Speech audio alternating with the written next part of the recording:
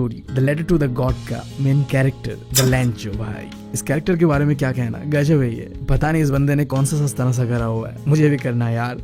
इस बंदे ने ना भगवान को लेटर लिखा है और पैसे मांग रहा है वो, या यही कर रहा है लिटरली। स्टोरी का शुरुआत होता है एक ऐसे सीन के साथ जहाँ पहाड़ों के बीचों बीच एक लौता घर, एग्जैक्ट वैसा ही जैसा मैंने अपने सपनों के घर के बारे में सोचा हुआ है। एक साइड बहता हुआ नदी और दूसरी साइड हरा भरा मक्के का खेत। देख के लग रहा है कि इस बार का फसल तो बहुत अच्छा होने वाला है। बस किस चीज को सबका अगर इंतजार था तो वो चीज था बारिश। खैर बारिश से याद आया मुझे, मानसून का महीना चल रहा है, चारों ओर बारिश ही बारिश है। और ऐसे बारिश वाले माहौल पे क्या चाहिए होता है, चाय और पकोड़ा। नहीं सही में तुम अगर मुझसे पूछो, बारिश के मौसम पे मुझे कुछ करने को दिल नहीं करता, बस कहीं बैठा रहो, चाय पकोड़ा और साथ में कोई हो जिसके साथ रोमांटिक गाने सुन सकूं। खैर ये तो सपना ही रह जाएगा मेरा।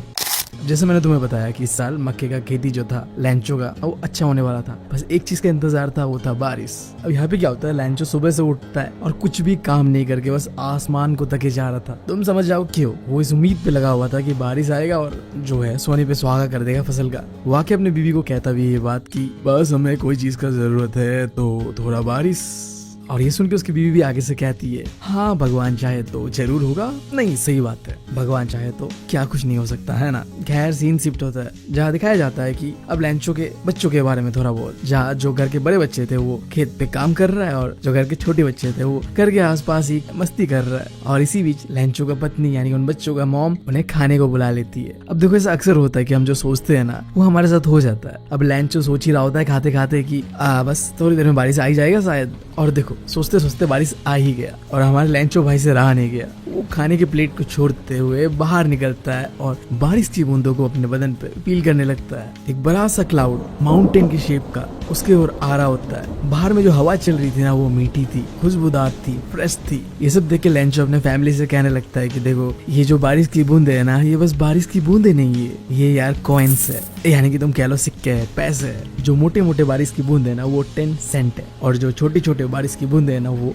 5 सेंट है। अब इससे पहले कि तुम कंफ्यूज हो जाओ ये सब क्या है, मैं तुम्हें पहले ही बता दूं। इस स्टोरी के अंदर पे 1 पैसो इक्वल्स टू 100 सेंट। ये बिल्कुल हमारी तरह ही है जैसे 1 रुपीस इक्वल्स टू 100 पैसा होता है, एग्जैक्ट वैसे ही। और बारिश की बूंदों को कैसे कंपेयर करा गया, जो मोटे मोटे बूंदे उन्हें 10 सेंट और जो छोटे छोटे बूंदे उन्हें 5 सेंट। देख रहे हो लैंचो भाई को, बारिश की बूंदों को पैसा ही पैसा मान रहा है वो, और सही भी है। सब कुछ सही था, फसल अच्छा होने वाला था, बस बारिश का जरूरत था और वो आ चुका था। अब कहते हैं यार जब तुम्हारा गांड फटने वाला होता है ना तो तुम्हें ऊपर वाला भी नहीं बचा सकता। और या तो हमारे भाई के साथ ऊपर वाला ही कुछ गलत करने वाला था। वो बारिश की उम्मीद पे बैठा हुआ था कि बारिश आएगा, फसल अच्छा होगा। बारिश तो आता है बट बारिश के साथ आता है बहुत जोर का हवा, और वो हवा साथ में लाता है हेलस्टॉर्म। जिन्हें समझ नहीं आ रहा ये हेलस्टोन क्या है, तुम समझ लो क्रिस्टलाइज जो आसमान से गिर रहा था। इसको हिंदी में बोलो तो ओले गिर रहे थे ऊपर से। और ये हेलस्टोन इतना ज्यादा गिर रहा था कि पूरा फसल बर्बाद होने वाला था। और इस हेलस्टोन को हमारा भाई डिस्क्राइब कर रहा था सिल्वर कॉइन से। ये सिल्वर कॉइन्स जो आसमान से टपक रहे पूरे के पूरे फसल को बर्बाद करने वाला था। लैंचो अपने मन मन में ये सोच रहा था, भाई साहब बहुत गलत हो रहा है, अगर ऐसा ही होता रहा तो पूरा फसल मेरा हो जाएगा बर्बाद। और वो उम्मीद कर रहा था कि शायद बहुत जल्दी ये हेलस्टोन जो भी गिर रहा है वो खत्म हो जाए, बंद हो जाए।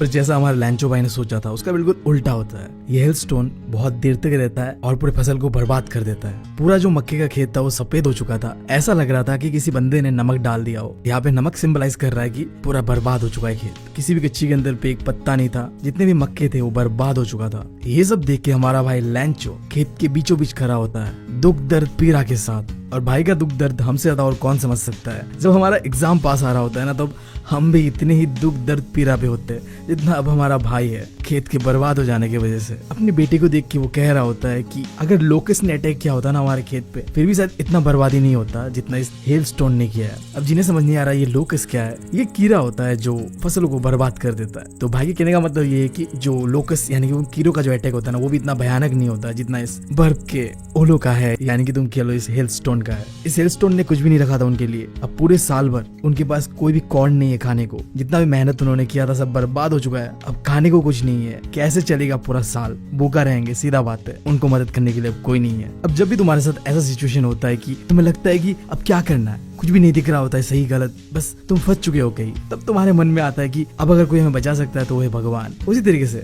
उन सब के बच्चे से लेके लैंचो उसकी बीवी के मन में भी यही सवाल चल रहा था, अगर कोई हमें बचा सकता है तो वो है हमारा भगवान। तो वही पे लैंचो का बीवी कहता भी है कि ज्यादा दुखी मत हो, भगवान किसी को भूखा नहीं रखते, वो अपना रास्ता ढूंढ ही लेते हैं, अपने बच्चों को यानी कि हम सबको कुछ ना कुछ कर ही देते हैं जिंदगी जीने के लिए। फसल के इतने बुरी तरीके से बर्बाद होने की वजह से लैंचो का रात का नींद और चैन दोनों उड़ चुका था। वो हमेशा इस ख्यालों में डूबा रहता था कि अब हमारा क्या होगा, अब अगर हमारा कोई मदद कर सकता है तो वो एक है भगवान, गॉड। अब देखो सीन क्या होने वाला है कि भाई हमारा लिखने वाला है गॉड को लेटर, क्योंकि इस चैप्टर का नाम ही है लेटर टू गॉड। इससे पहले तुम जान लो भाई के बारे में एक चीज। वैसे तो ना हमारा भाई बहुत ही मेहनती एकदम गाय की तरह है, दिन भर खेत पे काम करेगा, मतलब एक फार्मर नॉर्मल जो होता है, बिजी रहता है अपने खेत को लेके। बट वो पढ़ा लिखा था, वो लिख पढ़ सकता था। तो वो एक संडे के सुबह सुबह उठता है और डिसाइड करता है कि अब एक लेटर लिखना है गॉड को, और अपने हाथों से वो लेटर लिखता भी है। उस लेटर के अंदर पे क्या था तो देखो, पागलपंथी क्या था तुम भी सुन लो। भगवान जी, अगर आपने मुझे इस बार मदद नहीं किया तो मैं और मेरे बच्चे इस साल भूखे ही मरेंगे। मुझे ज्यादा नहीं, बस 100 पैसों का जरूरत है, जिससे मैं अपने फसल को दोबारा उगा पाऊँ जो भी बर्बाद हुआ इस साल, और अपने फैमिली को खाना पीना खिला पाऊँ, भूखा ना सुलाऊं। अब भाई हमारा लेटर कंप्लीट करता है और ऊपर में एड्रेस पे लिखता है टू गॉड, और एम्बलप के अंदर पे डालता है लेटर को, और जो अपना टाउन का पोस्ट ऑफिस है वहाँ लेके जाता है, स्टंप मारता है और लेटर को मेल बॉक्स पे डाल देता है। देख रहे हो भाई का कॉन्फिडेंस, सीधा एड्रेस पे लिखा है गॉड को, मतलब ये लेटर जाएगा भाई ऊपर गॉड के पास और पैसा आएगा उसके पास। मतलब इतना कॉन्फिडेंस ना अगर मेरे पास आ जाता ना तो आज मैं पक्का यूपीएससी क्लियर कर ही लेता। अब खैर अपने घाव पे नमक नहीं छिड़कता हूँ, मुद्दे पे आता हूँ, टॉपिक पे रहता हूँ। अब देखो लैंचो तो वो लेटर पोस्ट करके चला जाता है। अब उसके थोड़ी देर बाद उस पोस्ट ऑफिस का एक पोस्टमैन को वो लेटर मिलता है, और उस लेटर का एड्रेस देखने के बाद उस पोस्टमैन के दिमाग में बस एक ही बात चल रहा होता है, ये सब क्या देखना पड़ रहा है, अच्छा है मैं अंधा हूँ। नहीं सही में यार तुम मुझे बताओ, मतलब वो बंदे को मरना पड़ेगा तब जाके वो लेटर ऊपर लेके जाएगा गॉड जी के पास कि देखिए भैया किसी ने आपके नाम का लेटर लिखा है। अब एड्रेस मतलब तुम क्या ही एड्रेस दोगे, मतलब भगवान कुमार, भगवान सिंह, भगवान शर्मा कुछ तो लिखो, मतलब डायरेक्ट भगवान, तो भगवान के लिए तो ऊपर ही जाना पड़ेगा है ना। खैर जैसे मेरा फकडअप हुआ है माइंड, उसी तरीके से उस पोस्टमैन का माइंड फकडअप होता है, और वो लेटर लेके जाके अपने बॉस के पास जाता है, यानी कि पोस्ट मास्टर के पास जाता है। अब जो बात रहा पोस्ट मास्टर का, ये भी इंपॉर्टेंट कैरेक्टर इस स्टोरी के अंदर पे। थोड़ा सा कैरेक्टर इंट्रोडक्शन मोटा है, ये थोड़ा फ्रेंडली है, काइंड हार्टेड है, जो कि स्टोरी पे तुम्हें देखने में मिलेगा। पहले तो लेटर को देख के कि एड्रेस वाओ, मतलब हंसी नहीं छूट रही थी उसकी, मतलब क्या है यार, किसी को भी हंसी आएगा, तो दोनों ही मिलके हंसते हैं। थोड़ी देर हंसने के बाद पोस्ट मास्टर रियलाइज करता है कि ये क्या है, मतलब क्या है ये, क्या वो अंदर ही अंदर से ये सोच रहा होता है कि इस बंदे को भगवान के ऊपर कितना भरोसा है, काश उसे भी इतना ही भरोसा होता भगवान के ऊपर। और साथ साथ में मैं भी यही सोचता हूँ, मतलब शायद मुझे भी होता है इतना भरोसा, बट हम दोनों को ही नहीं है। तो उसने सोचा कि इस भरोसे को बरकरार रखना चाहिए, जो लेटर लिखा है लैंचो ने उसका जवाब देना चाहिए, ताकि मतलब भरोसा ना टूट जाए कि क्या हुआ, भगवान को लेटर लिखा था, भगवान ने तो रिप्लाई नहीं दिया। तो वो खोलता है लेटर को, और जब वो खोल के देखता है ना तो वो थोड़ा दिक्कत पे पड़ जाता है, क्योंकि लेटर के अंदर पे उसे पता चलता है कि लैंचो को एक दिक्कत है जिसके लिए उसे पैसे की जरूरत है। अब पोस्ट मास्टर को समझ आता है कि बस कुछ चंद बातों से नहीं होने वाला, मुझे मदद करना पड़ेगा उसका, लिटरली पैसे से मदद। तो वो सीधा डिसाइड करता है कि चलो यार कंट्रीब्यूशन करते हैं, वैसे ही जैसे हम पार्टी पे जाने से पहले कंट्रोल करते हैं ना यार,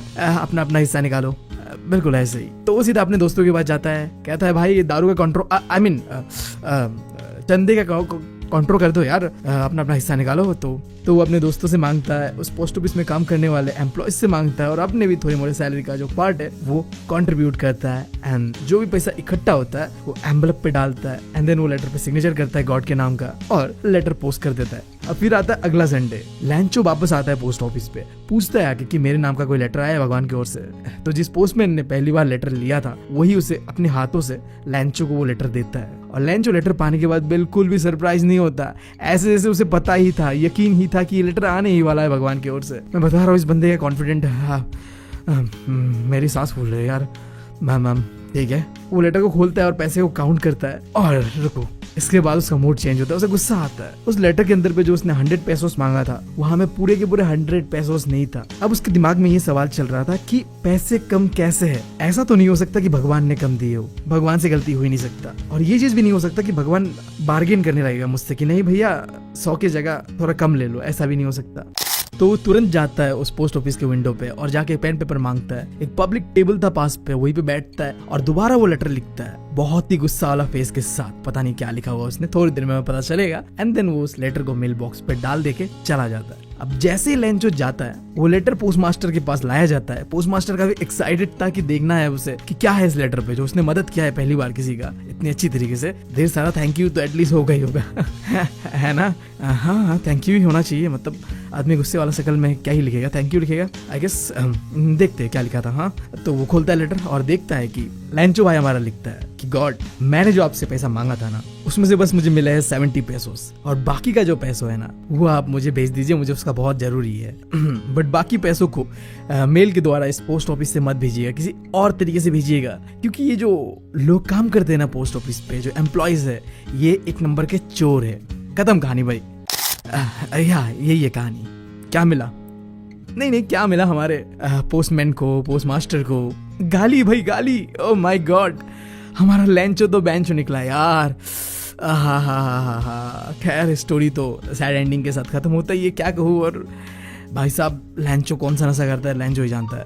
अब इसके बाद कुछ इंपॉर्टेंट वर्ड्स जो इस चैप्टर से तुम्हें जान लेना चाहिए। पहला है क्रेस्ट, पहाड़ का जो एकदम ऊपर वाला हिस्सा होता है ना, टॉप, उसे कहते हैं। एंड देन पेजेंट्स, फार्मर, आसान है। लोकस्ट, वो कीड़ा जो फसलों को खा देता है। हेलस्टोन, मैंने बताया कि आसमान से गिरते हुए कुछ बर्फ के गोले, जैसे कि बारिश की बूंदे, वो ऐसा लगता है जब वो गिर रहा होता है। अगर सर पे गिर गया तो फुट भी सकता है तुम्हारा, जो कि इस स्टोरी पे देखने मिलता है जब हमारे लेंचो भाई का फसल बर्बाद कर देता है ये हेलस्टोन। इसके बाद कॉन्सेंस, यानी कि अंतर आत्मा की आवाज। हमें लगता है ना कभी कभी कि ये चीज गलत है, सही है, मन की आवाज यार वही है। पैसो एक करेंसी है जो कि मोस्टली लैटिन अमेरिकन कंट्रीज में यूज किया जाता है। ड्रिजल, जब हल्का हल्का बारिश हो रहा होता है उसे कहते हैं। कंटेनमेंट, संतुष्टि, सेटिस्फैक्शन, समझ रहे हो, जैसे होता है ना यार अपने क्रश को देखने के बाद कंटेनमेंट, यार संतुष्टि की भावना, वही है। उसके बाद एमिएबल, फ्रेंडली होना, वो थी मतलब प्यारा, हम्बल, ठीक है। जैसे हमारा वो पोस्ट मास्टर था, अनजान आदमी था, क्या जरूरत था उसे मदद करने का, बट उसने किया, इसके बदले उसे गाली पड़ा, वो अलग बात है। आखिर में क्रूग, वही चोर, जैसे गाली दिया लेंचो ने पोस्ट मास्टर और पूरे एम्प्लॉय जितने भी थे उन्हें। तो इसी के साथ ये इंपॉर्टेंट वर्ड्स भी खत्म होता है और ये चैप्टर भी खत्म होता है। उम्मीद है तुम लोग को पसंद आया होगा।